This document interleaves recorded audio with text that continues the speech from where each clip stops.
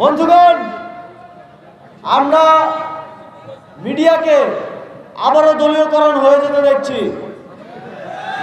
আমরা উপরে উপরে সকল প্রতিষ্ঠানকে আবার একদিকে হেলে পড়তে দেখছি।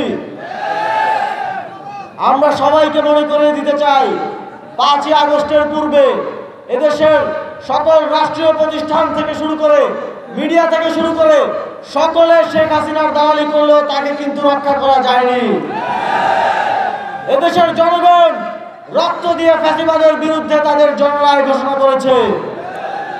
যে দেশের জনগণ 1400 ছাত্র জনতা জীবন দিয়ে এই দেশকে মুক্ত করতে পেরেছে, তারা এই স্বাধীনতা রক্ষা করতে একটা সিল দিতে 11 দলীয় জোটের পক্ষে একটা ভোট দিতে পিছপা হবে না।